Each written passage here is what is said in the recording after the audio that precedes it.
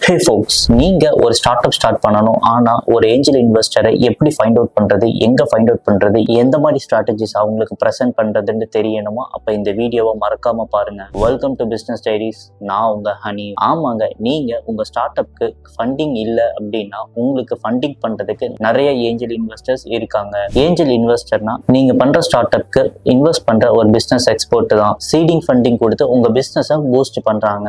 ஆனால் அவங்களை எப்படி ரீச் அவுட் பண்ணணும் அப்படின்னா LinkedIn, social media network, events, இந்த மாதிரி நிறைய பிளாட்ஃபார்ம்ஸ் இருக்கு. நீங்க அவங்கள அந்த சைட் ரீச் அவுட் பண்ணலாம். அதுக்கு முன்னாடி நீங்க என்ன பிசினஸ், என்ன ஸ்டார்ட் அப் பண்றீங்க, உங்களோட அப்ரோச் என்ன, உங்க பிசினஸ் growth என்ன, உங்க பிசினஸோட ரெவன்யூ என்ன அப்படிங்கறத பத்தி நீங்க ப்ராப்பரா ஒரு டாக்குமெண்டேஷனை ப்ரெசென்ட் பண்ணணும். அப்போ அவங்க கேட்குற ஒரு கொஷின்ஸ்க்கு உங்களால ப்ராப்பரான ஆன்சர்ஸை கொடுக்க முடியும்.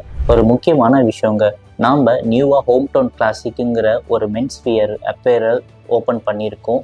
அது எங்கே இருக்குன்னா ஈரோட்டில் இருக்குது. இங்கே online and offline sales and service அவைலபிளாக இருக்குது. ஸோ இது எப்படின்னு பார்த்தீங்கன்னா ஒரு ஏஸ்தட்டிக் கலெக்ஷன்ஸில் இருக்க ஓல்டு மணி ஃபேஷன்ஸை தான் ஸ்டோரில் மோஸ்ட்லி அவைலபிளாக இருக்குது. ஆனால் லிமிட்டட் ஸ்டாக்காக தான் இருக்குது. மறக்காமல் உங்களுக்கும் இல்லை உங்கள் ஃப்ரெண்ட்ஸுக்கும் யாருக்காவது வேணும்னீங்கன்னா நீங்கள் தாராளமாக சஜஸ்ட் பண்ணுங்கள். First impression is the best impression. நீங்கள் உங்களோட ஸ்டார்ட் அப் கம்பெனியோட பிளான்ஸை அவங்களுக்கு நீங்கள் ப்ரெசென்ட் பண்ணுறதுக்கு முன்னாடி ப்ராப்பரான ஒரு பிஸ்னஸ் பிளான்ஸை நீங்கள் கன்சிடர் பண்ணிடுங்க. அதுக்கப்புறம் தென் உங்கள் ப்ராஃபிட் க்ரோத்தை பற்றின ஸ்ட்ராட்டஜியை மறக்காமல் அதில் இன்க்ளூட் பண்ணிவிடுங்க. அப்போ தான் அந்த க்ரோத்தும் ரெவன்யூ ஜென்ரேட்டுமே ரொம்ப முக்கியமான ஒரு ரோல் ப்ளே பண்ணும் இன்வெஸ்டர்ஸ் கிட்ட. லாங் போரிங் ப்ரெசன்டேஷன்ஸ் இல்லாமல் ஷார்ட் அண்ட் ஸ்வீட்டாக எல்லாமே 2 லைன்ஸில் அவங்களுக்கு புரிகிற மாதிரியான நோட் பாயிண்ட்ஸை ப்ரெசென்ட் பண்ணிட்டீங்கன்னா அவங்களுக்கு ஈஸியாகவே அண்டர்ஸ்டாண்ட் ஆகிடும்.